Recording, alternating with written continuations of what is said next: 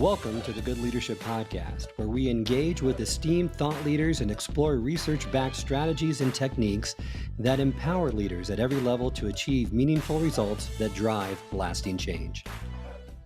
Welcome to this episode of the Good Leadership Podcast. Today, I'm delighted to be joined by Alice Heiman, who's a Jersey girl at heart and now lives in the beautiful Sierra Nevada mountain community of Reno, Nevada, as do I. Her career has really traversed the country from Chicago to San Francisco until she finally settled in Reno to work for her parents at the legendary sales training company Miller Heiman. In 1997, she started her own company and is now nationally known for working with business-to-business companies that have exceptional growth potential to elevate their sales and increase their valuation. She loves spending her time strategizing with CEOs, sales and marketing and customer success leadership teams to build strategies that find new business and grow existing accounts is her passion. Welcome to the podcast, Alice. Oh, thank you. It's a pleasure to be here. I love how you title yourself as a Chief Sales Energizer. I think that's a great title to have, and that really is very apropos for your line of work. Love for you to give our listeners some background on your journey up to this point and what really got you passionate about sales.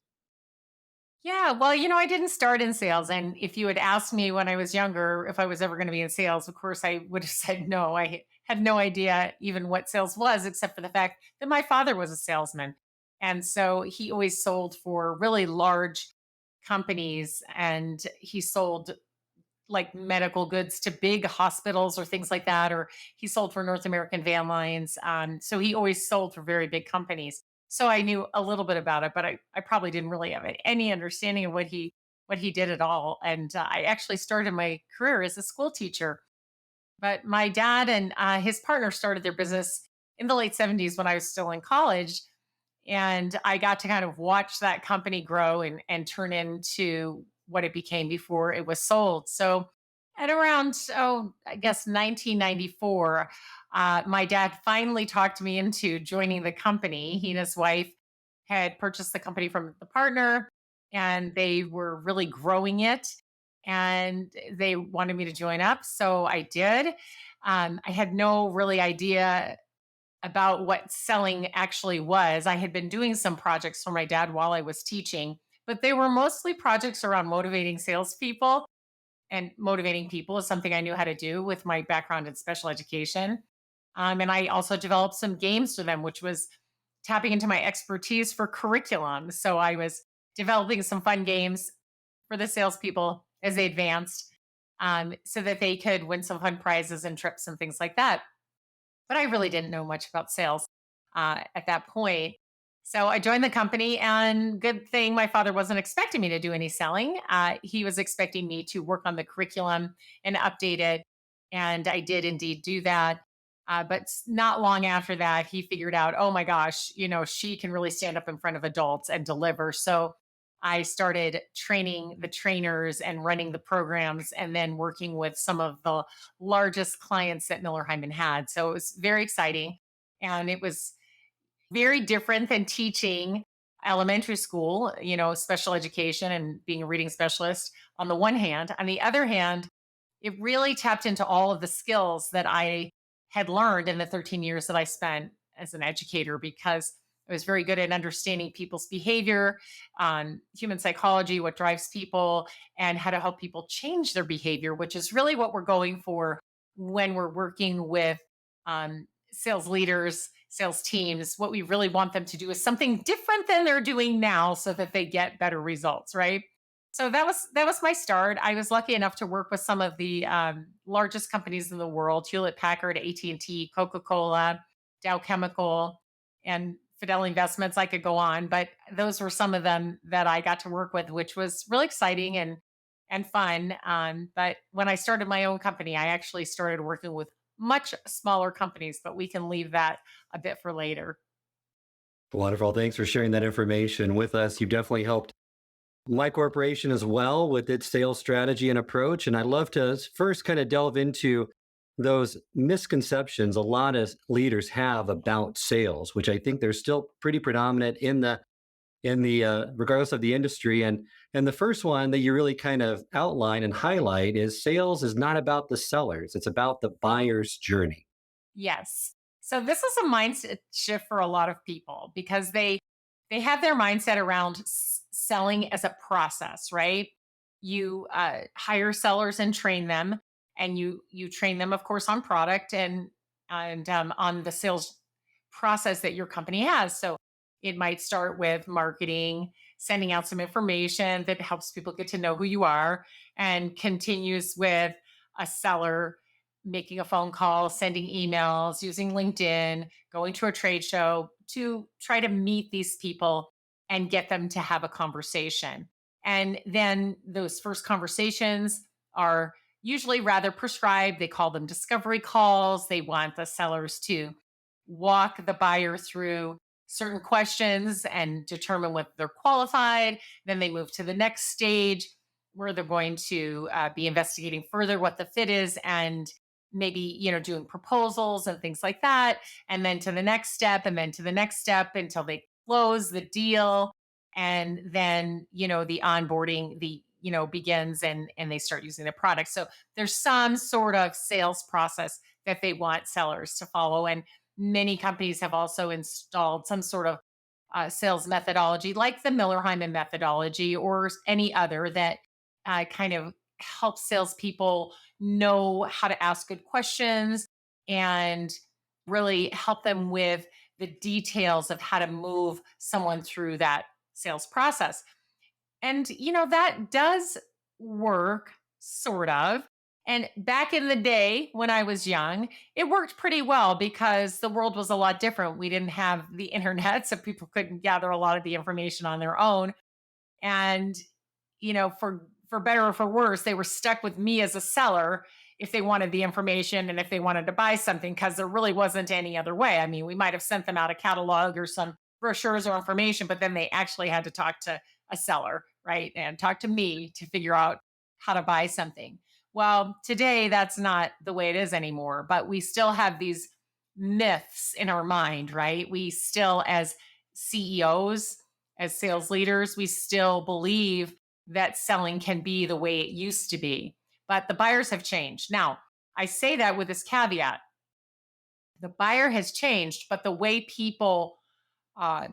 human psychology works is the same. The way a buyer makes a decision is the same process as it always was. That has not changed. A human still has to go, oh, I have a problem I need to fix, or I have a challenge and I could exceed something if I could figure this out, right? So they have this big notion of, oh, there's something, right? I need something to be able to do the next thing. And then from there, they kind of narrow, right? Till they finally make a decision to either do something or not do something. And if it's do something, it's choose between the many ways they could solve for what they needed. So they have to go through that process. It could take a couple of minutes or it could take days or months, And if you put many humans together trying to make a decision, they have to all go through that same process and they have to come to consensus and make a decision. So that part hasn't really changed. But now the buyers are smarter. They have much more information available to them, and they can kind of proceed at their own pace and do it their own way. And they don't really care what your sales process is, right? They care about their journey and how they're going to buy. So we have to move away from that seller centric type of selling to a more buyer centric type of selling. And we really need sellers today who can orchestrate and guide, right? Because that's what's needed. So by the time you get to talk to someone who's interested in your solution, they've already been through a lot of discussions with their own team. They've probably looked online. They've probably talked to people and asked them, how do you solve this problem at your company? Or what would you do? Or what have you done in the past? Right. So they've gathered quite a bit. And then if they got some company names that can solve their problems, they've researched them on LinkedIn and on their websites and read all about them on the internet. So now, if you get a chance to converse with them, you really have to be in a different position. You can't just do the old BANT discovery call. BANT is we used to teach sellers, ask question about their budget, whether they have the authority to make the purchase, whether they have the need, and what their timeline is. Well, no buyer today is going to sit through you asking them those very basic questions. Look, first of all, if they're talking to you, they have some authority. And if they need what you're selling, they know they're going to have to get other people involved because no one human at any company today can purchase something that costs hundreds of thousands or millions of dollars on their own. That just doesn't happen, right? They may have like a $5,000 and below budget they can do on their own, but nothing above that. So they know that they're going to have to get others involved. They may not have a budget. In fact, today in any complex sale, most companies don't really have a budget. They might have an idea of what they want to spend, but there's probably no line item in the budget for what they're buying from you, especially if it's something they've never bought before, but it's now come to their attention that this is something that could really help their company or fix a problem. So most of the time I find they need to learn the budget from you. They need to learn how much will this cost if we do this? We do it this way, right? What are the options? How much will it cost? So they're usually on a fact finding mission for the budget so they can go to someone and say, hey, we need this software, we need these tools, we need this machine, and it's going to cost about, between $20 and $50,000 or between $100,000 and $500,000. Then somebody goes, okay, let me put that in the budget, right? So we have this idea today that is very old fashioned and outdated, that people come to us knowing exactly what they want to buy, how they want to buy it, and how much they are willing to spend. And that just simply isn't true.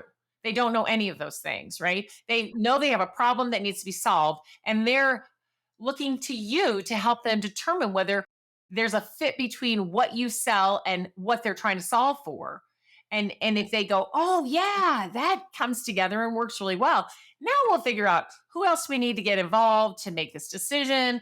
What kind of budget are we going to need? How long is it going to take, to buy this and implement it? Because a lot of times people don't even know the timeline. Sometimes they like, oh, we have to solve this problem by this day. And that's great when they know that, but a lot of times they don't. So we've got to be more buyer centric, and as leaders, and even in the CEO of a company, right? We have to understand that sellers are not in charge of the buying process, and they cannot make buyers do anything in any time frame. What they can do is orchestrate and guide in a way that leads buyers to make the best decision in a timeline that makes sense for what they're trying to accomplish. Very well said. And that really requires that paradigm shift to what the old school has told us. And like you mentioned too in the past, buyers search for the products online. They know a lot coming into that first call. And you even mentioned that a lot of times they're searching between 6 p.m. and midnight to do their research to find out what companies can offer a solution to the problem they're experiencing. And when meeting clients where they are requires us to deploy the necessary assets and tools, such as landing pages, blog articles, social media profiles that lead them along that journey, because it just can't be by happenstance or chance. We have to deliberately walk them through and help them on each step of that buyer journey. Well, it's funny that you mentioned that. I always try to explain this to salespeople. I look at them and I say, look at yourself, your boss, your CEO. When do they have time to thoroughly research something that they want to buy? The middle of the day? No. They're bombarded with phone calls and people and Slack and Teams and every other email. They're bombarded. They don't have time, right? They barely get time to eat. So people are looking and learning late at night, and it is usually between 9 p.m. and midnight, right? And you want to sell to these people, but they're on your site at a time when there's nobody available, depending on time zones and such, right? So you don't have what they need on your site. So it's extremely frustrating for those who are trying to buy from you. They can't do a demo unless they fill out a form and sign up and get an appointment. What? You can demo the basics of your program, your product, your software.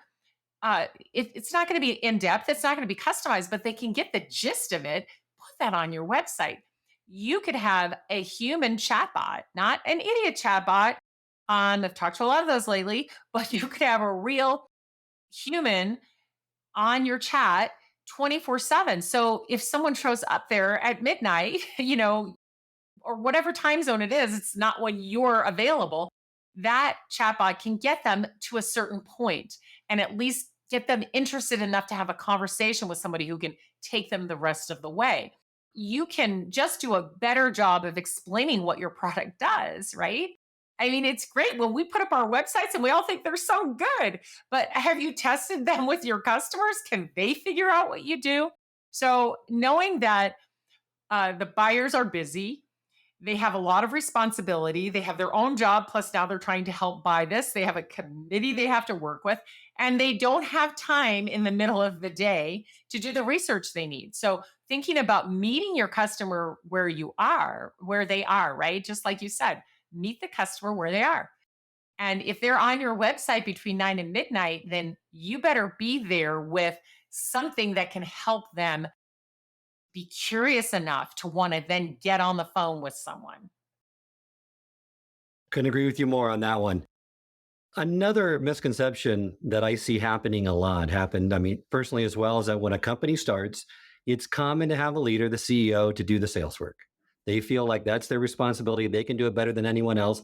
They don't want to give it away. But if they're going to build that organization, they have to build a sales organization in which they delegate the day to day sales as fast as possible. Otherwise, it's not going to be as successful long term. What are your thoughts on how that CEO, what's that time frame, and kind of what's that process look like? So you've probably heard me say this before, and I it's all over the internet. But the CEO will always have a role in sales. That role changes as the company matures. So if you're in the beginning, yes, founder led sales is great. You and your co founder should be doing the selling, but that just simply won't scale. And every investor in the world knows that, and every leader knows that. So you can continue to grow doing all the sales yourself as the founder. And I know companies who have done quite well that way, but it won't scale. So if you need to scale, I mean, you've got to grow quickly, very quickly, and you need that hockey stick, right? Then you have to build a sales organization. Now, there's a lot of mistakes made this early in hiring sales people and in building a sales organization. And in the early stages, I see lots of mistakes.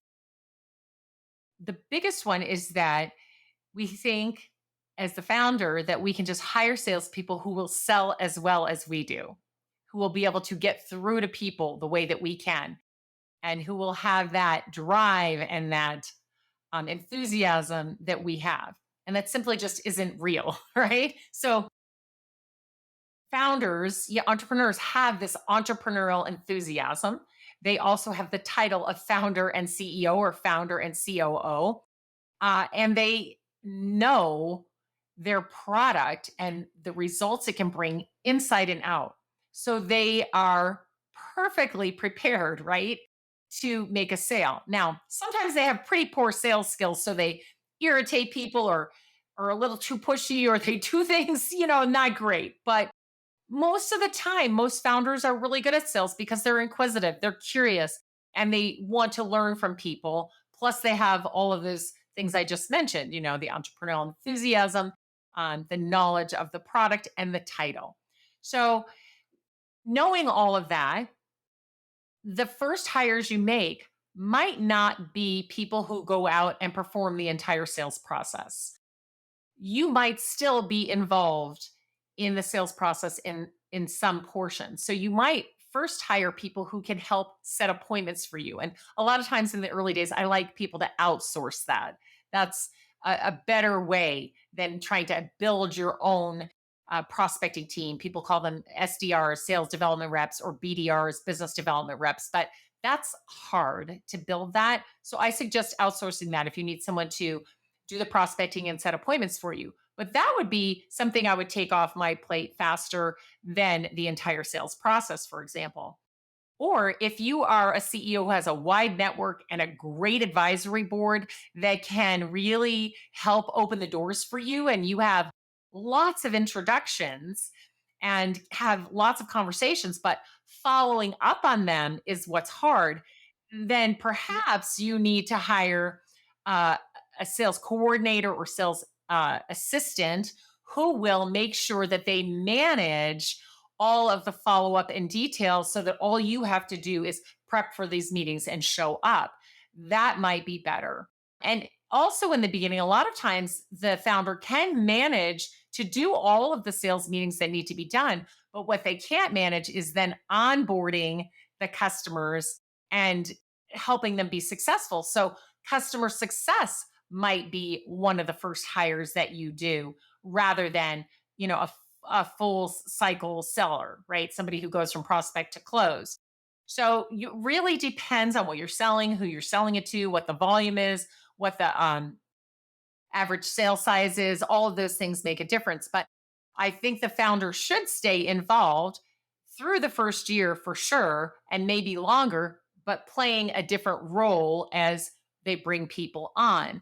There's no one better than the founder to stay in touch with the customers and really hear from them what they need and what they want. And especially once they've started using whatever you sold them, right? To help them become highly successful by understanding what's missing, right? Or what could work a little bit better. So in those early days, you really have to stay in it. When you do make your first sales hire, it's difficult because sometimes we think, let's get a seller like from some big company who's really well trained and they know how to sell really well, and they'll just come in here and knock it out. Well, sellers from big companies are used to having lots of support and lots of resources. You bring them into a startup, they don't know how to be scrappy and do it themselves, and there's no one else to do it. So they're not very successful. So you really have to find very entrepreneurial salespeople early on, people who just will figure it out, can go do it themselves, don't wait around for someone else to do it for them. They just keep moving, right? So you've got to find those kinds of sellers. And then you have to make sure that you're ready to manage them. And as a CEO founder, maybe the inventor of, the product, you may not have any skills for managing people, period, but you may not have any skills for managing salespeople, which is very different. And yes, you can learn as you go, no doubt, but you need a plan for managing these people you're going to hire because they have got to work a process, keep a calendar. They have to prospect. They have to do the right activities right in order for you to get what you want. And you've got to train them, not just on the product and on your company, but they've got to be trained on who they're selling to, what's a day in their life like, and of course, really understand the ins and outs of the product so they understand what kind of results the product can bring. And they need to shadow you and watch you do it. They won't do it the same exact way, but they need that experience, right? So there's a lot to it. And most founders hire salespeople and then they haven't spent enough time before they hire them to prepare, right? To prepare to manage them, to prepare to train them, to have documentation that will help them. And then they don't spend enough time training them either. So, sometimes it works out just because it does.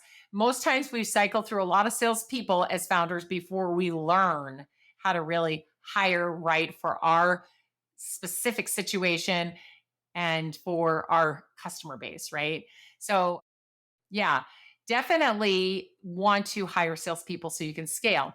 One other tip I'll give you when you're hiring in those early stages is always hire two sellers at a time, two customer success, two sales development reps. Hire two at a time. Easier, right? You're going to got to stop and train them anyway. May as well train two of them. And then you can benchmark them against each other and see who excels. And then you can build your ideal candidate profile based on the one that excelled before you hire more. I hope this episode has provided you with valuable insights. If it has, I ask you to share it with someone who would also benefit from it. If you've been enjoying and gaining knowledge from this podcast, then subscribe to our YouTube channel where you can find all the previous episodes of the podcast and additional learning resources. You can also subscribe to the podcast on Apple or Spotify and leave up to a 5-star review.